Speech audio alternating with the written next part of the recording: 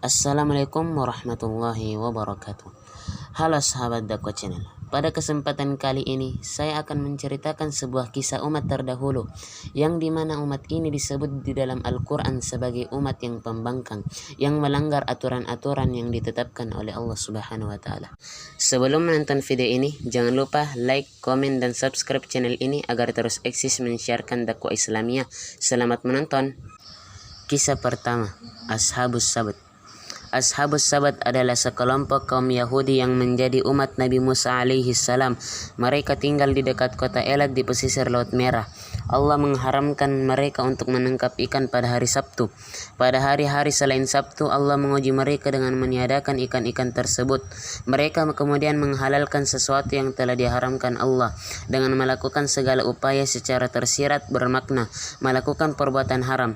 Sebagaimana diriwayatkan oleh Al-Faqih Ibnu Bid'ah rahimahullah, meriwayatkan dari Abu Hurairah, Rasulullah sallallahu alaihi wasallam bersabda, "Janganlah kalian melanggar perintah layaknya orang-orang Yahudi menghalalkan sesuatu yang telah diharamkan Allah dengan alasan apapun." Menurut pendapat sejumlah ulama dan ahli tafsir, kaum Yahudi terbagi 3 kelompok. Pertama, mereka yang melanggar dan menghalalkan penangkapan ikan pada hari Sabtu. Kedua, mereka yang melarang perbuatan tersebut dan meninggalkan mereka. Yang ketiga, mereka yang diam saja tidak melakukannya dan tidak pula melarang perbuatan teman-temannya. Namun mereka hanya berkata pada kelompok yang melarang, "Mengapa kalian menasihati kaum yang akan dibinasakan atau disiksa Allah dengan azab yang pedih?" Diceritakan dalam sebuah kisah, mereka terbiasa mencari dan menangkap ikan di pantai dekat Laut Merah tersebut.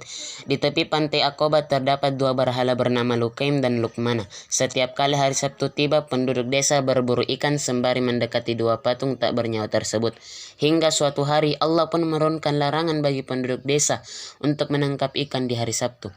Konon Allah pernah memerintahkan mereka mencurahkan pikiran dan waktu pada hari Jumat, namun mereka mengatakan lebih menyukai hari Sabtu dengan beralasan Sabtu merupakan hari di mana Allah selesai menciptakan segala sesuatu. "Kami akan berusaha untuk hari Sabtu karena Allah selesai mencipta pada hari Sabtu," ujar Yahudi menawar. Akhirnya ditetapkanlah bagi mereka hari Sabtu sebagai hari beribadah dan diharamkan melakukan segala macam usaha. Pada hari tersebut Allah menguji ketakwaan para penduduk desa.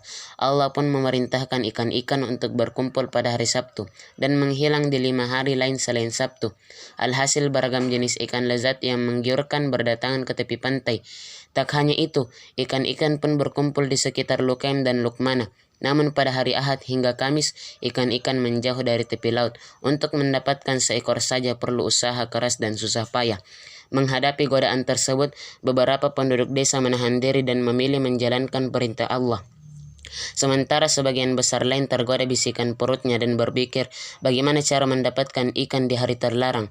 Ada pula beberapa warga lain hanya berdiam diri dalam kegaulan dan tak melakukan apapun. Godaan para setan pun berhasil menguasai akal pikiran para Yahudi Sekelompok warga pun menemukan cara menyiasati perintah Allah. Mereka berencana menggali telaga atau kolam di tepi laut. "Sesungguhnya kita hanya dilarang untuk menangkap ikan pada hari Sabtu," ujar seorang warga. "Karena itu, marilah kita membuat kolam perangkap agar ikan-ikan itu terperangkap di dalamnya pada hari Sabtu. Lalu pada hari berikutnya kita dapat mengambil dan memakannya." Sepakat, mereka pun berbondong-bondong menuju tepi laut pada Jumat sore. Kemudian menggali kolam perangkap ikan. Pada hari Sabtu mereka beribadah dan tak mengail ikan ke laut. Namun saat pasang, air laut akan menggenangi kolam secara sendirinya. Ikan-ikan pun terperangkap dalam kolam tersebut. Kemudian saat air laut surut, ikan tetap berada di kolam tersebut. Keesokan hari pada hari Ahad, para Yahudi pun mendapati kolam mereka berisi penuh ikan. "Kita mematuhi perintah ilahi karena kita tidak menangkapnya pada hari Sabtu, tetapi kita menangkapnya pada hari Ahad," teriak seorang warga girang. Melihat tingkah licik para pembangkang, beberapa warga yang terdiri dari ulama Yahudi dan orang soleh pun geram. Mereka pun menasihati para pelanggar hari Sabtu untuk bertobat dan kembali mematuhi perintah Allah. Namun bukan hanya ditentang oleh para pelanggar, beberapa warga yang sebelumnya hanya berdiam diri pun ikut vokal menentang para mukmin soleh. Mereka tak ikut membuat perangkap kolam, namun mereka tak senang para penasihat memberi peringatan bagi para pelanggar.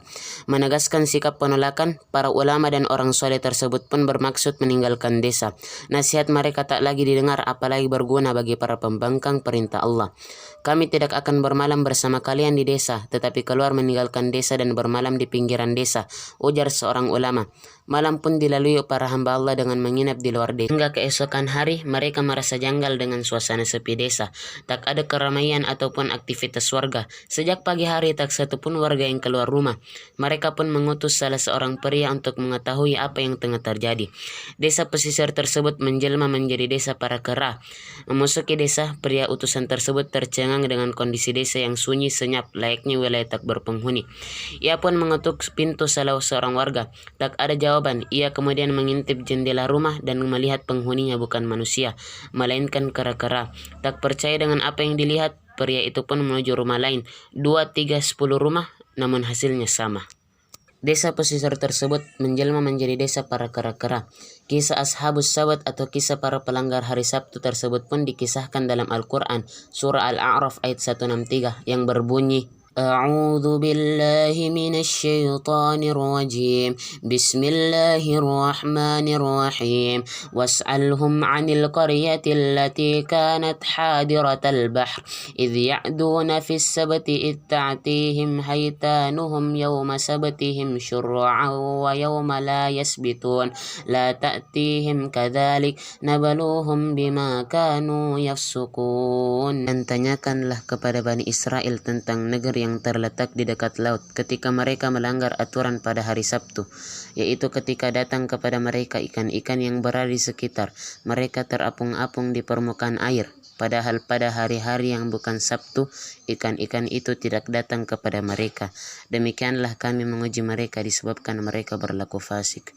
Quran surah Al-A'raf ayat 163. Kemudian azab kepada para penduduk Yahudi tersebut pun disebut dalam ayat berikutnya, yakni ayat 164 hingga 166 yang berbunyi, Bismillahirrahmanirrahim. Wa idh qalat ummatum minhum lima ta'izuna qaumanillahu muhlikuhum aw mu'adzibuhum 'adzaban syadida qalu ma'dziratan ila rabbikum wa la'allahum yattaqun falamma nasu ma dzukkiru bihi anjayna alladhina ينهون عن السوء وأخذنا الذين ظلموا بعذاب بئيس بما كانوا يفسقون فلما عتوا عما نهوا عنه قلنا لهم كونوا قردة خاسئين. Dan ingatlah ketika suatu umat di antara mereka berkata, mengapa kamu menasihati kaum yang akan dibinasakan atau diazab Allah dengan azab yang sangat keras? Mereka menjawab, agar kami mempunyai alasan lepas tanggung jawab kepada Tuhanmu dan agar mereka bertakwa. Maka setelah mereka melupakan apa yang diperingatkan kepada mereka, kami selamatkan orang-orang yang melarang orang berbuat jahat, dan kami timpakan kepada orang-orang yang zalim siksaan yang keras disebabkan mereka selalu berbuat fasik. Maka setelah mereka bersikap sombong terhadap segala apa yang dilarang, kami katakan kepada mereka, jadilah kamu kera yang hina. Quran surah Al-A'raf ayat 164-166. Ayat tentang kaum yang dijadikan kera itu juga terdapat dalam kisah sahabat Rasulullah, yakni Ibnu Abbas. Diriwayatkan saat itu Ikrimah bermaksud menemui Ibnu Abbas, namun saat bertemu sahabat Nabi tersebut tengah berderai air mata. Lalu Ikrimah bertanya, apa yang menyebabkan Ibnu Abbas menangis terseduh? Ibnu Abbas pun menunjukkan ayat-ayat tersebut, kemudian berkata, tahukah kamu negeri Ailah? Ikrimah pun menimpali, ya. Ibnu Abbas kemudian mengatakan, ada segolongan Yahudi di sana, datang kepada mereka ikan yang banyak pada hari Sabtu, gemuk-gemuk. Tapi di luar hari Sabtu mereka tidak mampu menangkapnya kecuali dengan susah payah. Demikianlah akhir cerita dari kisah Ashabus Sabat. Pelajaran yang bisa kita ambil ialah kita jangan sampai tergoda oleh hawa nafsu kita sehingga melalaikan perintah Allah. Saya tutup dengan salam. Assalamualaikum warahmatullahi wabarakatuh.